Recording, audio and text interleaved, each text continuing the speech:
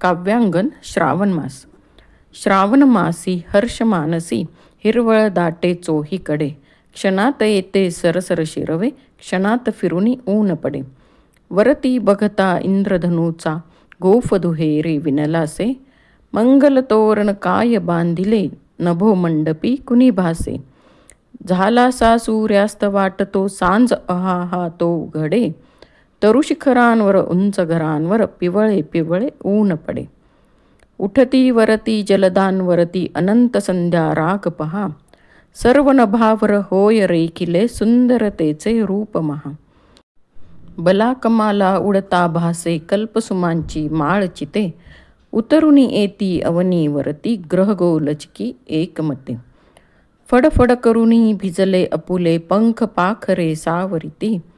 सुंदर हरिणी हिरव्या कुरणी निज बाळांसह बागडती. खिल्लारे ही चरती राणी गोपही गाणी गात फिरे. मंजुळ पावा गायतयाचा श्रावण महिमा एकसुरे. सुवर्ण चंपक फुलला विपिनी रम्य केवडा दरवळला. पारिजातही बघता भामा रोषमणींचा मावळला. सुंदर परडी घेऊनी हाती पुरोपकंठी शुद्धमती. सुंदर बाला या फुलमाला रम्य फुले पत्री खुडती. देवदर्शना निगती ललना हर्ष माईना हृदयात.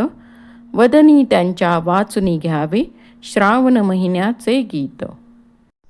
श्रावण मास ही कविता बालकवी म्हणजेच त्र्यंबक बापूजी ठोंबरे यांनी लिहिलेली आहे.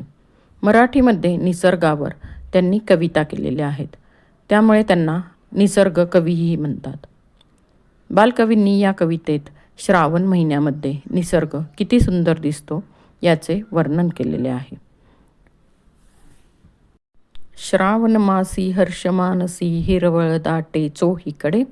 क्षणात येते सरसर शिरवे क्षणात फिरुनी ऊन पडे. यामध्ये श्रावण मासी म्हणजे श्रावण महिना.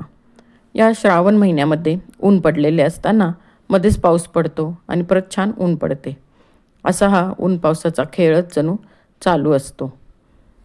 त्यामुळे सर्वत्र हिरवे गवत आलेले असते, झाडे हिरवीगार झालेली असतात आणि निसर्ग खूप सुंदर दिसत असतो. ते पाहून मन खूप आनंदित होते. यामध्ये मास म्हणजे महिना, हर्ष म्हणजे आनंद, मानसी म्हणजे मनामध्ये आणि शिरवे म्हणजेच पावसाचे अनेक थेंब. वरती बघता इंद्रधनूचा गोफ दुहेरी विणलासे.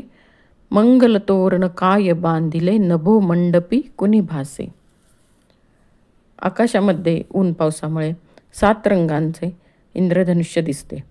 ते बघून बालकवींना वाटते आहे की इंद्रधनुष्य हे जणू काही गोफ म्हणजे रंगीत धागे दोन्ही बाजूंनी एकत्र विणले आहेत. यामध्ये दुहेरी म्हणजे दोन्ही बाजूंनी. आणि ते इंद्रधनुष्य पाहून असे वाटत आहे की नभोमंडपी आकाशाला म्हणजे मंडप करून त्याला कोणी छान मंगल म्हणजेच पवित्र तोरणच बांधलेले आहे. झालासा सूर्यास्त वाटतो सांज अहा तो उघडे. तरुशिखरांवर उंच घरांवर पिवळे पिवळे ऊन पडे. आकाश ढगाळलेले असल्यामुळे असे वाटते की सूर्यास्त झालेला आहे, संध्याकाळ झाली आहे. परंतु थोड्याच वेळात ते ढग जाऊन तरुशिखरांवर म्हणजेच झाडांच्या शेंड्यांवर उंच घरांवर पिवळे सोनेरी ऊन पडते. उठती वरती जलदांवरती अनंत संध्या राग पहा.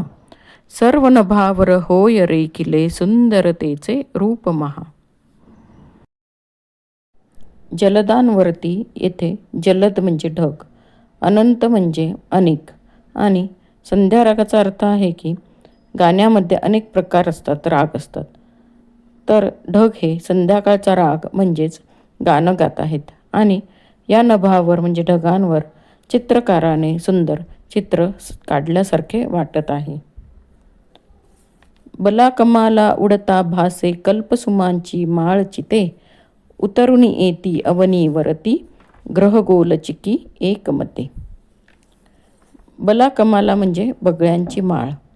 आकाशात बगळा पक्षी हे एकसारखे ओळीमध्ये उडत असल्यामुळे बालकवींना असे वाटत आहे की कल्पसुमांची म्हणजेच कल्पवृक्ष जे झाड आहे त्याच्या फुलांची माळ जणू काही आकाशामध्ये आहे.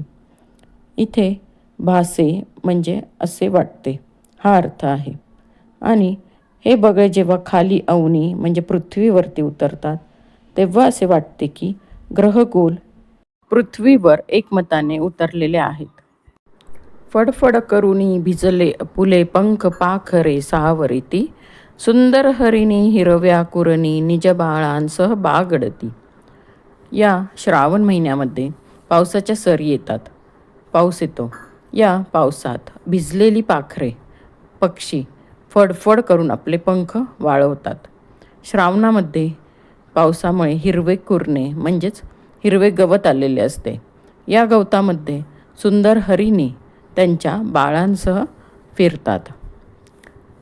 खिल्लारे ही चरती राणी गोप ही गाणी गात फिरे मंजुळ पावा गायत याचा श्रावण महिमा एक सुरे. इथे खिल्लारे म्हणजे गुरे, वासरे ही या रानामध्ये हिरवेगार गवत खातात आणि गोप म्हणजे गुराखी. गुरांना सांभाळणारी गुराखीही त्यांच्या मागे गाणी गात फिरतात. त्यांच्याजवळ पावा म्हणजेच बासरी असते, जी बासरी श्रीकृष्ण रानामध्ये फिरताना वाजवायचे. तशीच बासरी ही गोप म्हणजे गुराखी एक सुरात वाजवत आहेत. सुवर्ण चंपक फुलला विपिनी रम्य केवडा दरवळला पारिजातही बघता भामा रोषमणींचा मावळला. अशा या सुंदर श्रावण महिन्यामध्ये विविध फुले येतात. सुवर्ण चंपक म्हणजेच सोनचाफा फुलला, विपिनी म्हणजेच जंगलामध्ये केवड्याचा वास दरवळला आणि पारिजात म्हणजेच प्राजक्ताची फुलेही फुलली. ते बघून सत्यभामा जी श्रीकृष्णाची पत्नी आहे तिच्या मनातला रोष म्हणजेच रागही निघून गेला. सुंदर परडी घेऊनी हाती पुरोपकंठी शुद्धमती सुंदर बाला या फुलमाला रम्य फुले पत्री खुडती. सुंदर परडी म्हणजेच फुले ज्यामध्ये गोळा करतात, अशी ती परडी घेऊन नगराजवळील बागेत शुद्धमती म्हणजे चांगल्या मनाने सुंदर बाला म्हणजे मुली फुले आणि पाने तोडीत आहेत. देवदर्शना निघती ललना हर्षमायना हृदयात वदनी त्यांच्या वाचनी घ्यावे श्रावण महिन्याचे गीत. देवदर्शना म्हणजेच देवाच्या दर्शनाला ललना म्हणजे स्त्रिया निघालेल्या आहेत. त्यांच्या हृदयात हर्ष म्हणजे आनंद मावत नाही आहे. त्यांच्या वदनी म्हणजेच तोंडाने श्रावण महिन्याचे सुंदर असे गाणे वाचून घ्यावे.